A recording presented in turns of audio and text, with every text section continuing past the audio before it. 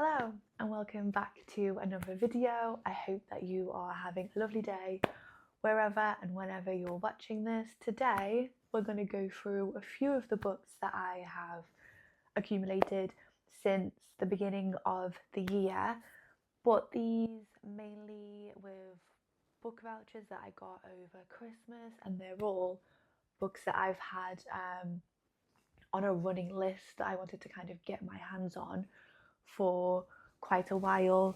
A fair few classics, modern classics, and a little bit of non-fiction as well. So without further ado, let's get started.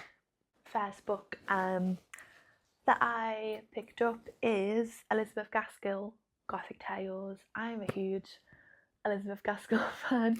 One of my favourite, probably top 10 novels ever is North and South. I'm also really fond of Wives and Daughters. What I need to do this year and what I'm planning to do is get to more by her, because I feel like I'm going to love absolutely everything. So I picked up this Gothic Tales. This is, I think, exactly what it says on the tin. It's a collection of short stories, more kind of Victorian Gothic ghost stories, which when I'm in the mood for, I absolutely love. I think I might try and read this before spring, because otherwise I know I will be tempted to wait until next November, December. But yeah, I will say that a few of these, the Poor Clare, I know I've read before in different iterations. But yeah, I've had this on my list for quite a while and I'm really happy to have it now. Next up is For Whom the Bell Tolls by Ernest Hemingway, one of my favourite 20th century authors, probably one of my favourite authors ever. I just have a couple of his novels to get to, and this is one of them. Last year I reread A Movable Feast and The Old Man and the Sea, and I'm also collecting these editions. You can see behind me, I'm slowly accumulating them. They're absolutely beautiful. These are the vintage editions. This is his Spanish Civil War novel. I'm really interested in this time of his life, and obviously this is a modern classic. I'm really confident that I'm going to like it. Everything that I've read by him is absolutely word perfect. So I'll be really interested to get to this. I'm also planning on reading, if you watched my last February reading plans, I'm planning on getting to some earlier George Orwell works, and one of them will be Homage to Catalonia. So so I would love to read this around about the same time. And I also think that they met, and I know that Ernest Hemingway was a big George Orwell fan, so that's the second book. Next up is Tacitus, Agricola and Germania. I want to say Germania, it's Germania. I am really keen to get to Tacitus, and last year I listened to a podcast series on Roman Britain and how on the invasion, kind of on what life was like in Roman Britain. This came up quite a lot. This is basically an account of Julius Agricola, who was kind of the general in charge of Britannia, Roman Britain. This sounds absolutely fascinating, and I know that it contains some of the earliest accounts of criticism of empire in this as well. So I need to crack on, and I really want to get to a lot of the classics that I have. I'm also going to reread over the next few months SPQR by Mary Beard, so I'd love to get to this at the same time. Next up we have Seneca Alive by Emily Wilson. I am a huge fan of Emily Wilson's translations of the Odyssey and the Iliad. I think that they're really good. Last year I read Letters from a Stoic by Seneca, so this seemed like a really good place to go to next. Not too chunky, which biographies usually are from this time period, but I'm really interested to get to this, and I have really high hopes. Next up we have two books the kind of work together. Who is Big Brother? A Reader's Guide to George Orwell, which I mentioned in my February reading plans. I'm going to get to this month. This is a reading companion to George Orwell. I have read quite a lot of George Orwell, the most famous novels, 1984, Animal Farm, a lot of his collected essays, and some of the earlier novels, but I really want to get to his works with a kind of more in-depth knowledge of him. So I'm going to read this month, and then what I've been doing is filling in the gaps, basically, of anything that of his I might be missing. This is The Lion and the Unicorn by George Orwell, Socialism and the English Genius. This is basically George Orwell writing about England. One of the essays in this is England, Your England, and then the English Revolution. He had some really interesting ideas on England and Englishness, and I'm really excited to get to this.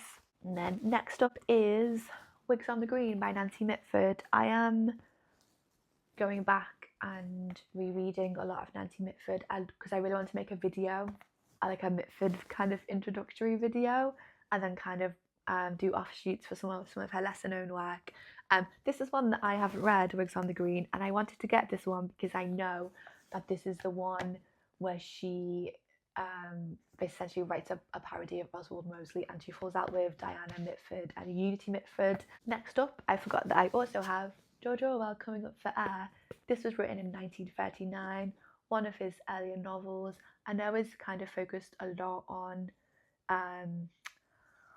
it's like anxiety, like a status anxiety about kind of realizing that life isn't quite what you wanted it to be. And I think in this one, it's a middle-aged man kind of focused on going back to a kind of rural idyll where he grew up. Obviously, this was written just before the outbreak of the Second World War. I'm really keen to get to his earlier work. I also want to read Clergyman's Daughter, and I've already read Keep the Aspidistra Flying. Next up is The Tortoise and the Hare by Elizabeth Jenkins. This is one of the beautiful Virago modern classic hardback editions that I adore so much. I trust this series of novels. It never fails. I have the Barbara Pyms in these. I have some Daphne du Maurier's. I absolutely love them. Never read anything by Elizabeth Jenkins, but she's been on my watch list, if that's the right word, for quite a while. This has an introduction by Hilary Mantel, whose judgment I trust completely. So I'm convinced I'm going to like this. I think this is going to be kind of like very Barbara Pym-esque, and I picked this up after listening to a podcast on Barbara Pym. So that's The Tortoise and the Hare by Elizabeth Jenkins. There's an awful lot of books to get through. I should probably say that. I wouldn't usually buy this many books, but because of like Christmas gifts and like vouchers and tokens, here we are. Next up is, and I've mentioned this before as part of my February reading plans, I've now read this, E.F.Benson's Mapp and Lucia. This is about two women who live in a village called Tilling, and it's about them trying to basically who is the top lady of the village. So it's about dinner parties and maneuverings and social etiquette. It's just really good fun. I absolutely love this. It was my first book of February, and I'd really highly recommend. I think there's also a TV series of this which I might check out.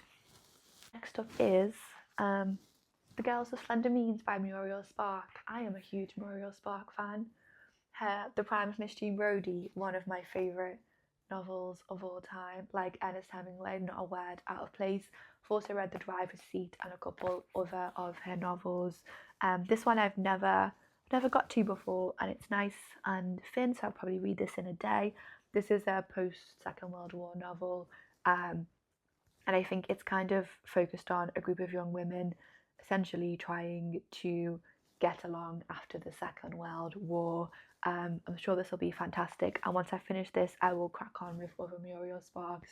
She's written an awful lot, so I can't say I'm gonna I'll be able to complete all of her novels. Next is Call for Dead by John le Carre. What I'm hoping to do is, I've read this is part of the George Smiley John le Carre novels, and I've read Tinker Tailor Soldier Spy and The Honourable Schoolboy, but I didn't read them in order. I went to Tinker Tailor first, then The Honourable Schoolboy. What I'd really like to do is start at the very beginning. So this is the first George Smiley novel. I really love espionage, spy novels of like the 1960s, 1970s. I recently watched the TV series A Spy Among Friends. I've read the Ben McIntyre book of that. I've read a few Ben McIntyres. I love just spy related novels. I really trust John le Carre. I love the atmosphere in these, and I love how like slow and like nuanced it all is. But yeah, I'm hoping I can start at the beginning and slowly work my way through the Smiley novels. That is everything that I have. I hope that you've enjoyed this, and I will see you all very soon for another video. I also want to say a quick thank you to everybody for being so welcoming, for for comments. Just, it's been lovely so far to kind of start on BookTube. So yeah, thank you very much, and I will see you all soon for another video.